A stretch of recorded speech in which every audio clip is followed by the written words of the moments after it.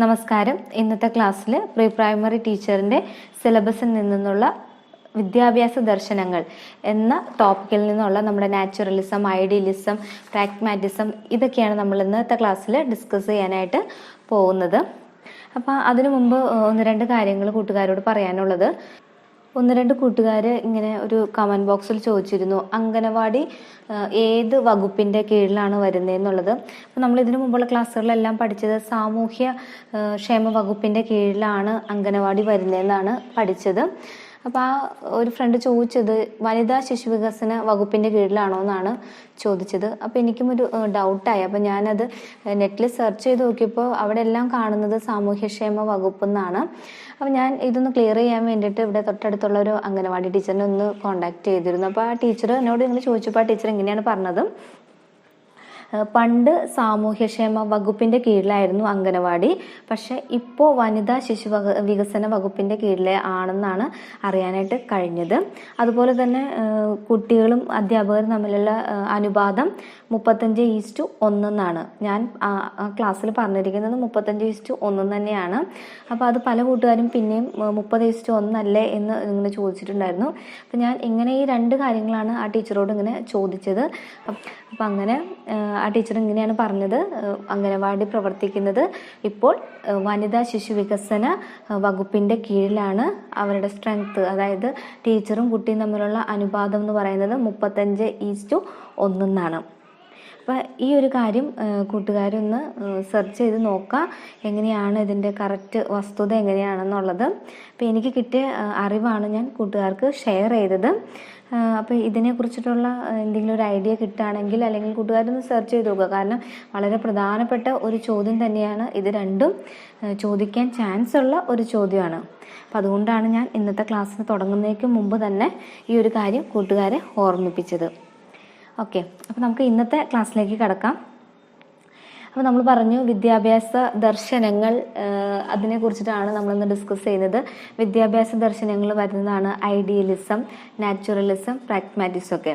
അപ്പോൾ അതിനകത്ത് നമുക്ക് ആദ്യം തന്നെ ഐഡിയലിസത്തെ കുറിച്ചിട്ട് പഠിക്കാം. ഐഡിയലിസം എന്ന് വെച്ചാൽ എന്താണ്? ആദർശവാദം. ഐഡിയലിസം എന്താണ്? ആദർശവാദം. ഈ ഒരു ഇതിൽ എന്താണ് പറയുന്നത്? ആത്മീയതയ്ക്കാണ് ഊന്നൽ കൊടുക്കുന്നത്. എന്തിനാണ് ഊന്നൽ കൊടുക്കുന്നത്? ആത്മീയതയ്ക്കാണ് ഊന്നൽ കൊടുക്കുന്നത്. സത്യം, ശിവം, സുന്ദരം എന്നിവയാണ് ആത്മീയ ആദർശങ്ങൾ. എന്താണ്? സത്യം, ശിവം, സുന്ദരം, ട്രൂത്ത്, ഗുഡ്നസ് ആൻഡ് ബ്യൂട്ടി, ഇവയാണ് ആത്മീയ ആദർശങ്ങൾ. ഇനി ഇവിടെ പറയുന്നത് പ്രധാന ലക്ഷ്യം എന്ന് പറയുന്നത് എന്തിലാണ്? ആത്മസാക്ഷാത്കാരമാണ്. ഇവിടെ കുട്ടിക്ക് പ്രാധാന്യം കുറവാണ്. അതുപോലെ തന്നെ മതഗ്രന്ഥങ്ങൾക്കും ആത്മീയ പഠനത്തിനുമാണ് പ്രാധാന്യം നൽകുന്നത്. പിന്നെ ഇവിടുത്തെ രീതി എന്ന് പറയുന്നത് എങ്ങനെയാണ്? ശ്രവണ മനന നിധിധ്യാസന രീതിയാണ്. ഏതാണ്?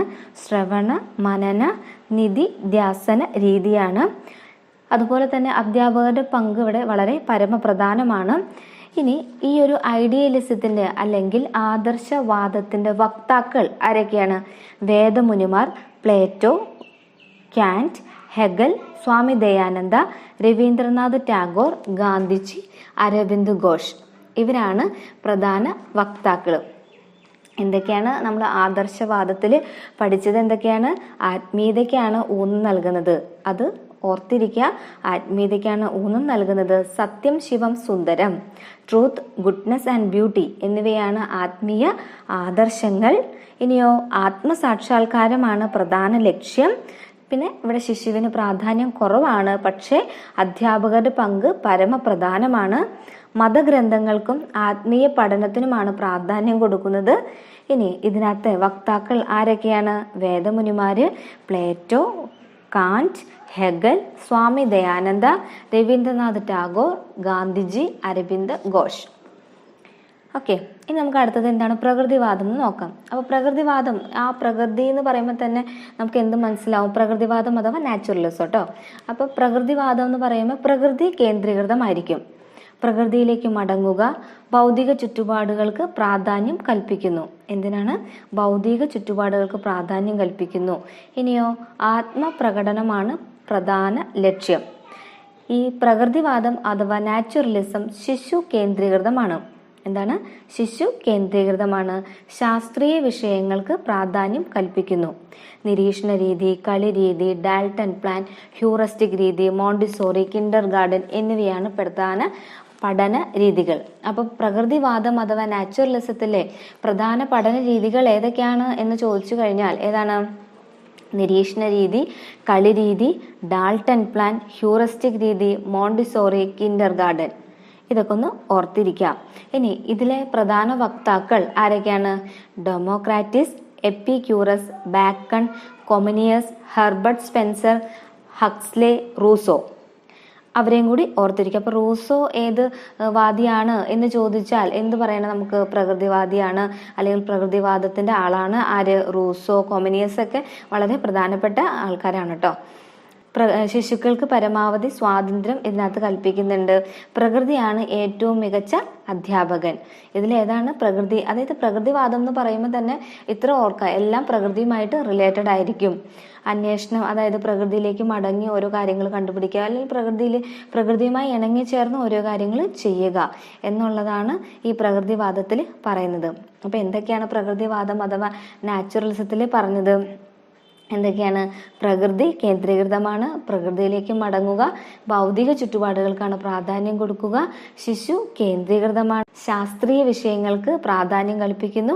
ഇനി ഇവിടെ വരുന്ന പ്രധാന പഠന രീതികൾ ഏതൊക്കെയാണ്? നിരീക്ഷണ രീതി, കളി രീതി, ഡാൽട്ടൺ പ്ലാൻ, ഹ്യൂറിസ്റ്റിക് രീതി, മോണ്ടിസോറി, കിൻഡർ ഗാർഡൻ. ഇനി ഇവിടെ വരുന്ന വക്താക്കൾ ആരൊക്കെയാണ്? നാച്ചുറലിസത്തിന്റെ അല്ലെങ്കിൽ പ്രകൃതിവാദത്തിന്റെ വക്താക്കൾ ആരൊക്കെയാണ്? Democritus, Epicurus, Bacon, Comenius, Herbert Spencer, Huxley, Rousseau. Okay, ശിശുക്കൾക്ക് ഇവിടെ എന്താണ്? പരമാവധി സ്വാതന്ത്ര്യം കൽപ്പിക്കുന്നുണ്ട്. ഏറ്റവും മികച്ച അധ്യാപകൻ ആരാണ്? പ്രകൃതിയാണ്. അപ്പോൾ ഈ കാര്യങ്ങളും കൂടി ഒന്ന് ഓർത്തിരിക്കാം. ഇനി അടുത്തതാണ് പ്രാഗ്മാറ്റിസം അഥവാ പ്രയോഗവാദം. എന്താണ് പ്രയോഗവാദം? ചാൾസ് പിയേഴ്സ് ആണ് ഉപജ്ഞാതാവ്. പ്രാഗ്മാറ്റിസത്തിന്റെ ഉപജ്ഞാതാവ് അല്ലെങ്കിൽ പ്രയോഗവാദത്തിന്റെ ഉപജ്ഞാതാവ് ആരാണ്? ചാൾസ് പിയേഴ്സ് ആണ്. എന്നാൽ വില്യം ജെയിംസ് ആണ് കൂടുതൽ പ്രചരിപ്പിച്ചത്. പ്രധാന വക്താവ് ജോൺ ഡ്യൂയി ആണ്.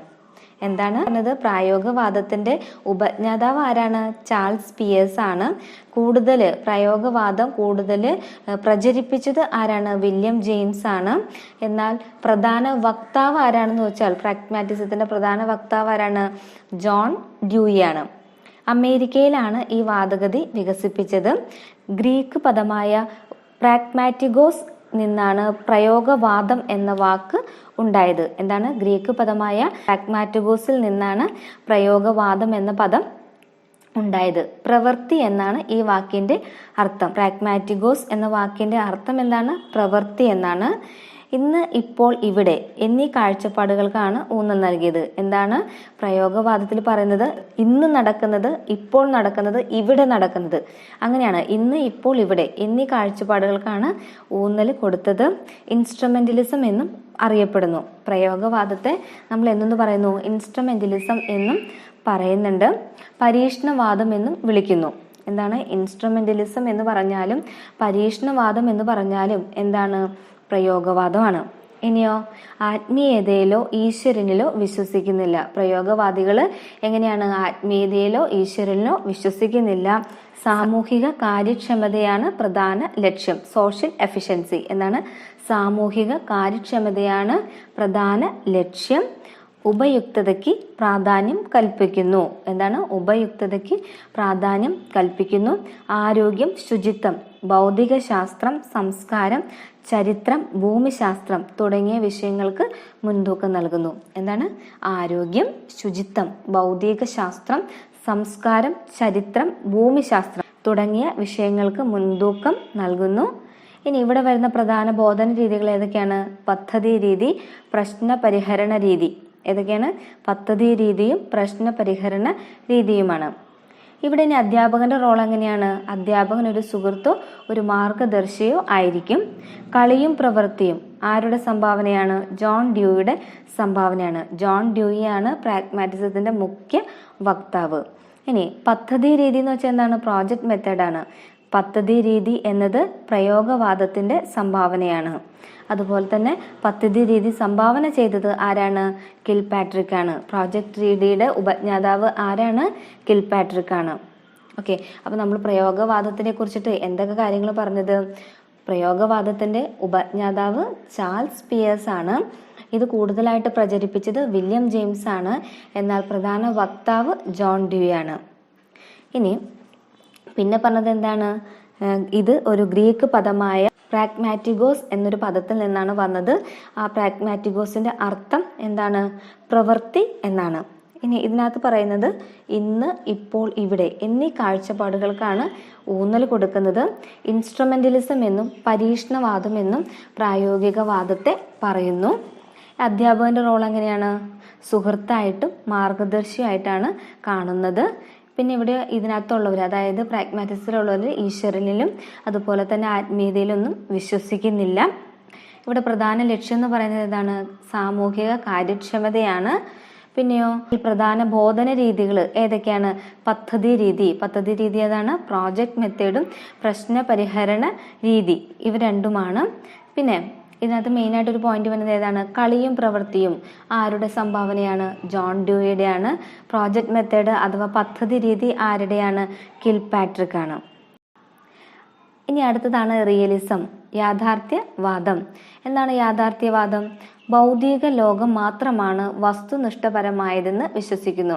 Physical world alone is objective. യാഥാർത്ഥ്യവാദം അഥവാ റിയലിസത്തിൽ പറയുന്നത് എന്താണ്? ഭൗതിക ലോകം മാത്രമാണ് വസ്തുനിഷ്ഠപരമായതെന്ന് വിശ്വസിക്കുന്നു. പഴയ രീതിയിലുള്ള യാഥാർത്ഥ്യവാദത്തിൽ നിന്ന് മാറി ശാസ്ത്രീയ രീതിക്കാണ് കൂടുതൽ പ്രാധാന്യം കൽപ്പിക്കുന്നത്. ഇനി റിയലിസത്തിന്റെ ആൾക്കാർ ആരൊക്കെയാണ്? അല്ലെങ്കിൽ യാഥാർത്ഥ്യവാദത്തിന്റെ ആരൊക്കെയാണ് വക്താക്കള്? Aristotle, Saint Thomas Aquinas, John Locke എന്നിവരാണ്. ആരൊക്കെയാണ്? Aristotle, Saint Thomas Aquinas, John Locke ആണ്. ഇനി ജീവിതത്തിന് വേണ്ടിയുള്ള തയ്യാറെടുപ്പാണ് വിദ്യാഭ്യാസം എന്നാണ് ആര് പറയുന്നത്? യാഥാർത്ഥ്യവാദികൾ പറയുന്നത്. അറിവുകളെല്ലാം ശാസ്ത്രീയവും അനുഭവ അധിഷ്ഠിതവുമാണ്. ഓക്കെ, അപ്പൊ എന്താണ് യാഥാർത്ഥ്യവാദം അഥവാ റിയലിസത്തിൽ പറയുന്നത്? ഭൗതിക ലോകം മാത്രമാണ് വസ്തുനിഷ്ഠപരമായതെന്ന് വിശ്വസിക്കുന്നു. പിന്നെയോ ജീവിതത്തിന് വേണ്ടിയുള്ള തയ്യാറെടുപ്പാണ് വിദ്യാഭ്യാസം എന്ന് പറയുന്നു. പഴയ രീതിയിലുള്ള യാഥാർത്ഥ്യവാദത്തിൽ നിന്ന് മാറി ശാസ്ത്രീയ രീതിക്കാണ് കൂടുതൽ, അതായത് ശാസ്ത്രീയമായ കാര്യങ്ങൾക്കാണ് കൂടുതൽ പ്രാധാന്യം കൊടുക്കുന്നത്. പ്രധാന വക്താക്കൾ ആരൊക്കെയാണ്? Aristotle, Saint Thomas Aquinas, John Locke എന്നിവരാണ്. പിന്നെ അറിവുകളെല്ലാം ശാസ്ത്രീയവും അനുഭവ അധിഷ്ഠിതവുമാണ്. അടുത്തതാണ് മാനവികതാവാദം, അതായത് ഹ്യൂമനിസം. ഹ്യൂമനിസം എന്ന് വെച്ചാൽ എന്താണ്? അല്ലെങ്കിൽ മാനവികതാവാദം എന്ന് വെച്ചാൽ എന്താണ്?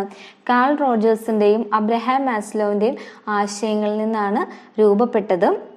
ഇവിടെ എന്താണ് പറയുന്നത്? മനുഷ്യന്റെ ആത്മശേഷികളെ മാനവികതാവാദം ഉയർത്തിപ്പിടിച്ചു. പ്രശ്നങ്ങൾ സ്വയം വിശകലനം ചെയ്യുവാനും പരിഹാരങ്ങൾ കണ്ടെത്താനും മനുഷ്യന് കഴിയുമെന്ന് വിശ്വസിക്കുകയും അപ്രകാരം രോഗചികിത്സയിൽ ഏർപ്പെടുകയും ചെയ്തു. ഇവിടെ പ്രധാനമായിട്ട് മാനവികതാവാദത്തിൽ പ്രധാനമായിട്ട് പറയുന്നത് എന്താന്ന് വെച്ച് കഴിഞ്ഞാൽ മനുഷ്യന്റെ സവിശേഷമായ കഴിവുകളിൽ ഊന്നുന്ന മാനവികതാവാദം വ്യക്തിപരമായ വളർച്ചയ്ക്കുള്ള ശേഷി എന്നും സ്വാതന്ത്ര്യത്തെയും പ്രധാനമായി കാണുന്നു. ഇവിടെ അതായത് ഹ്യൂമനിസത്തിൽ മെയിനായിട്ട് പറയുന്നത് എന്താ? മനുഷ്യന്റെ ആത്മശേഷികളെയാണ് കൂടുതലായിട്ട് മാനവികതാവാദം ഉയർത്തിപ്പിടിച്ചത്. സ്വയം പ്രശ്നങ്ങൾ കണ്ടെത്തി അതിനെ സ്വയം വിശകലനം ചെയ്ത് പരിഹരിക്കാനായിട്ട് കഴിയുമെന്നാണ് ആര് വിശ്വസിക്കുന്നത്? മാനവികതാവാദികൾ വിശ്വസിക്കുന്നത്. ഇനി ഇതിനകത്ത് കാൾ റോജേഴ്സിനെ കുറിച്ചിട്ട് പറയുകയാണെങ്കിൽ അദ്ദേഹം എന്താണ് കുറച്ച് കാര്യങ്ങൾ പറഞ്ഞിരുന്നു. എന്തൊക്കെയാണ്? ഓരോ വ്യക്തിക്കും തൻ്റെ വിധിയെ തിരുത്തി എഴുതാനും തൻ്റെ സത്വത്തെ താൻ ആഗ്രഹിക്കുന്ന രീതിയിൽ സാക്ഷാത്കരിക്കാൻ കഴിയുമെന്നും ആര് പറഞ്ഞു? കാൾ റോജർ പറഞ്ഞു, അല്ലേ? കാൾ റോജർ എന്താ പറഞ്ഞേ? ഓരോ വ്യക്തിക്കും തൻ്റെ വിധിയെ തിരുത്തി എഴുതാനും തൻ്റെ സത്വത്തെ താൻ ആഗ്രഹിക്കുന്ന രീതിയിൽ സാക്ഷാത്കരിക്കാൻ കഴിയുമെന്നുമാണ് കാൾ റോജറിന്റെ അഭിപ്രായം. കുട്ടിയുടെ കാര്യത്തിൽ അധ്യാപകർ ഈ ഉത്തരവാദിത്തം നിർവഹിക്കണമെന്നാണ് റോജേഴ്സ് കരുതുന്നത്. പിന്നെയോ പ്രശ്നങ്ങൾ പരിഹരിച്ചു കൊടുക്കുകയല്ല വേണ്ടത്, മറിച്ച് അത് സ്വയം പരിഹരിക്കാനുള്ള കഴിവും ആത്മവിശ്വാസവും വളർത്തുകയാണ് ചെയ്യേണ്ടതെന്നാണ് അദ്ദേഹം പറയുന്നത്. എന്താണ്, കുട്ടികൾക്ക് സ്വന്തമായിട്ട്, അതായത് ഒരു പ്രശ്നം വരുമ്പോൾ അത് അധ്യാപകരല്ല പരിഹരിച്ചു കൊടുക്കേണ്ടത്, പകരം അവർ കുട്ടികൾ സ്വയം തന്നെ പ്രശ്നങ്ങൾക്കുള്ള പരിഹാരം കണ്ടെത്താനുള്ള ആത്മവിശ്വാസം കഴിവുമാണ് എന്ത് കൊടുക്കേണ്ടത്, അധ്യാപകർ കുട്ടികൾക്ക് പകർന്ന് കൊടുക്കേണ്ടതെന്നാണ് കാൾ റോജേഴ്സ് പഠിപ്പിക്കുന്നത്. ഇനി അദ്ദേഹം മുന്നോട്ട് വെച്ച കുറച്ച് കാര്യങ്ങളുണ്ട്. എന്തൊക്കെയാണ്? കുട്ടിക്ക് ബന്ധമുള്ള യഥാർത്ഥ പ്രശ്നങ്ങളുമായി കുട്ടിയെ ബന്ധപ്പെടുത്തണം. പിന്നെയോ അധ്യാപകർ പഠിതാവുമായി താദാമ്യം പ്രാപിക്കണം. അധ്യാപകൻ ഊഷ്മളതയോടെ പഠിതാവിനെ സ്വീകരിക്കണം. അധ്യാപകന് പഠിതാവിനോട് ഉപാധികളില്ലാതെ ഒരു താല്പര്യം വേണം. പുതിയ സന്ദർഭത്തിൽ കുട്ടിക്കുണ്ടാകുന്ന പ്രശ്നങ്ങൾ അനുതാപത്തോടെ ഉൾക്കൊള്ളണം. അപ്പോൾ ചുരുക്കി പറഞ്ഞു കഴിഞ്ഞാൽ ഇത്രയേ ഉള്ളൂ. ഹ്യൂമനിസം അഥവാ മാനവികതാവാദത്തിൽ കൂടുതലായിട്ട് ഊന്നൽ നൽകുന്നത് എന്തിനാണ്? സ്വന്തമായിട്ട്, അതായത് മനുഷ്യന്റെ ആത്മശേഷികളെ ഉയർത്താനുള്ള ഒരു കഴിവുണ്ടായിരിക്കുക, അല്ലെങ്കിൽ പ്രശ്നങ്ങൾ സ്വയം വിശകലനം ചെയ്ത് അതിന് പരിഹാരം കണ്ടെത്താനായിട്ട് ശ്രമിക്കണം, അല്ലെങ്കിൽ മനുഷ്യന് കഴിയുമെന്നാണ് ആര് പറയുന്നത്? മാനവികതാവാദികൾ പറയുന്നത്. അത് ഓർത്തിരിക്കുക. പിന്നെ കാൾ റോജേഴ്സിന്റെ അഭിപ്രായത്തിൽ കുട്ടികൾക്ക് ഒരു പ്രശ്നം ഉണ്ടാകുമ്പോൾ ആ പ്രശ്നം അധ്യാപകരല്ല പരിഹരിക്കേണ്ടത്, പകരം എങ്ങനെയാണ് കുട്ടികൾ സ്വയം അത് പരിഹരിക്കാനുള്ള കഴിവ് കുട്ടികൾക്ക് ഉണ്ടാക്കി കൊടുക്കുകയും അതുപോലെ തന്നെ ആത്മവിശ്വാസം കുട്ടികളിൽ വളർത്തുകയും ചെയ്യുകയാണ് അധ്യാപകർ ചെയ്യേണ്ടത്. ഈ ഒരു കാര്യം മാത്രം ഇതിനകത്ത് ഓർത്തിരുന്നാൽ മതി കേട്ടോ. അപ്പോൾ നമ്മൾ എന്തൊക്കെ കാര്യങ്ങളാണ് ഈ ഒരു ഇതിൽ പഠിച്ചത്? എന്താണ് ഐഡിയലിസം അഥവാ ആദർശവാദം, പിന്നെയോ പ്രാഗ്മാറ്റിസം പഠിച്ചു, പ്രകൃതിവാദം എന്താന്ന് പഠിച്ചു, റിയലിസം എന്താന്ന് പഠിച്ചു, ഇപ്പൊ ലാസ്റ്റ് ഹ്യൂമനിസം എന്താന്നും പഠിച്ചു. അപ്പൊ ഇതൊക്കെ ഒന്ന് നന്നായിട്ട് നോക്കാം. ഇനി നമുക്കൊരു 10 ക്വസ്റ്റ്യനും കൂടി ഈ ഒരു ക്ലാസ്സിൽ പഠിക്കാം കേട്ടോ. ആദ്യത്തെ ക്വസ്റ്റ്യൻ, നാവ് വെടിച്ചു കീറിയത് മൂലം ശരിയായ ഭാഷണം നടത്താൻ കഴിയാത്തതിനെയാണ് ഡാഷ് എന്ന് പറയുന്നത്. നാവ് വെടിച്ചു കീറിയത് മൂലം ശരിയായ ഭാഷണം നടത്താൻ കഴിയാത്തതിനെയാണ് ഡാഷ് എന്ന് പറയുന്നത്. എന്തെന്ന് പറയും? ദളിത നാവ് എന്ന് പറയും. എന്താണ് ദളിത നാവ്? അടുത്ത ക്വസ്റ്റ്യൻ, പ്രമോഷൻ നിർണ്ണയിക്കുന്നതിന് സഹായകമാകുന്ന മൂല്യനിർണ്ണയം. പ്രമോഷൻ നിർണ്ണയിക്കുന്നതിന് സഹായകമാകുന്ന മൂല്യനിർണ്ണയമാണ് ആത്യന്തിക മൂല്യനിർണ്ണയം. ഏതാണ് ആത്യന്തിക മൂല്യനിർണ്ണയം? അടുത്ത ക്വസ്റ്റ്യൻ, ഭാഷയുടെ പദരൂപത്തെക്കുറിച്ച് പഠിക്കുന്നതാണ് രൂപവിജ്ഞാനം. ഭാഷയുടെ പദരൂപത്തെക്കുറിച്ച് പഠിക്കുന്നതാണ് എന്താണ് രൂപവിജ്ഞാനം. അടുത്ത ക്വസ്റ്റ്യൻ, 1-ാം ക്ലാസ്സിൽ ചിത്രം പൂർണ്ണമാക്കൽ എന്ന പ്രവർത്തനം ഒരു ഡാഷ് പ്രവർത്തനമായി നൽകാം. 1-ാം ക്ലാസ്സിൽ ചിത്രം പൂർണ്ണമാക്കൽ എന്ന പ്രവർത്തനം ഒരു ഡാഷ് പ്രവർത്തനമായി നൽകാം. പ്രാക് ലേഖനം. എന്താണ് പ്രാക് ലേഖനം? അടുത്ത ക്വസ്റ്റ്യൻ, സമാന്തര സഹന ബന്ധത്തിന് ഒരു ഉദാഹരണമാണ് ഡാഷ്. സമാന്തര സഹന ബന്ധത്തിന് ഒരു ഉദാഹരണമാണ് ചരിത്ര വിഷയവുമായി ബന്ധപ്പെടുത്തിയുള്ള ഭാഷാ പഠനം. എന്താണ് ചരിത്ര വിഷയവുമായി ബന്ധപ്പെട്ടിട്ടുള്ള ഭാഷാ പഠനം? അടുത്ത ക്വസ്റ്റ്യൻ, പഠനത്തിൽ കേന്ദ്രസ്ഥാനം കൽപ്പിക്കേണ്ട ഘടകം ഏതിനാണ്? പഠനത്തിൽ കേന്ദ്രസ്ഥാനം? പഠിതാവിന്. അടുത്ത ക്വസ്റ്റ്യൻ, കുട്ടിക്ക് ചിഹ്നബോധം ജനിക്കുന്നതിന് സ്വീകരിക്കാവുന്ന മാർഗം ഏതാണ്? പാരായണം, ലേഖനം എന്നീ മേഖലകളിൽ പ്രയോഗിക്കൽ. കുട്ടിക്ക് ചിഹ്നബോധം ജനിക്കുന്നതിന് സ്വീകരിക്കാവുന്ന മാർഗം ഏതാണ്? പാരായണം, ലേഖനം എന്നീ മേഖലകളിൽ പ്രയോഗിക്കൽ. അടുത്ത ക്വസ്റ്റ്യൻ, പ്രാഥമിക ഘട്ടത്തിലെ അഭികാമ്യമായ ഭാഷാ പഠന രീതി ഏതാണ്? കളിരീതി. പ്രാഥമിക ഘട്ടത്തിലെ അഭികാമ്യമായ ഭാഷാ പഠന രീതി ഏതാണ്? കളിരീതി. അടുത്ത ക്വസ്റ്റ്യൻ, സ്കൂൾ സാഹിത്യ സമാജത്തിന്റെ പരമമായ ലക്ഷ്യം എന്ത്? സ്കൂൾ സാഹിത്യ സമാജത്തിന്റെ പരമമായ ലക്ഷ്യം എന്താണ്? സർഗാത്മകതയുടെ വികസനം. എന്താണ് സർഗാത്മകതയുടെ വികസനം? അടുത്ത ക്വസ്റ്റ്യൻ, സർപ്പള രീതിയുടെ പ്രധാന ന്യൂനത എന്താണ്? സർപ്പള രീതിയുടെ പ്രധാന ന്യൂനത സമഗ്ര വിജ്ഞാനം നൽകുന്നില്ല. എന്താണ് സമഗ്ര വിജ്ഞാനം നൽകുന്നില്ല? അടുത്ത ക്വസ്റ്റ്യൻ, ഉദാഹരണങ്ങളിൽ നിന്ന് ഒരു പൊതു തത്വത്തിലേക്ക് എത്തിച്ചേരുന്നതാണ് എന്ത്? ആഗമന രീതി. ഉദാഹരണങ്ങളിൽ നിന്ന് ഒരു പൊതു തത്വത്തിലേക്ക് എത്തിച്ചേരുന്നതാണ് എന്ത്? ആഗമന രീതി. അടുത്ത ക്വസ്റ്റ്യൻ, ഭാഷണ പരിശീലനത്തിന് സ്വീകരിക്കാവുന്ന ഒരു കളി. ഭാഷണ പരിശീലനത്തിന് സ്വീകരിക്കാവുന്ന ഒരു കളി ഏതാണ്? ഒരു വാക്യകഥ. അതായത് ഓരോരുത്തരും ഓരോ വാക്യം വീതം പറഞ്ഞ് പൂർത്തിയാക്കുന്ന കഥയാണ് ഏത്? ഒരു വാക്യകഥ. എന്താണ് ഒരു വാക്യകഥ എന്ന് പറഞ്ഞാൽ? ഓരോരുത്തരും ഓരോ വാക്യം വീതം പറഞ്ഞ് പൂർത്തിയാക്കുന്ന കഥ. അപ്പോൾ ഇന്നത്തെ ക്ലാസ്സിൽ നമ്മൾ ഇത്രയും ക്വസ്റ്റ്യൻസും ഇത്രയും കാര്യങ്ങളൊക്കെയാണ് പഠിച്ചത്. അപ്പോൾ ഇതൊക്കെ ഒന്ന് കൂട്ടുകാർ നന്നായിട്ട് പഠിക്കാം. ഇനി നമുക്ക് ബാക്കി അടുത്ത ക്ലാസ്സിൽ പഠിക്കാം. Okay, thanks for watching.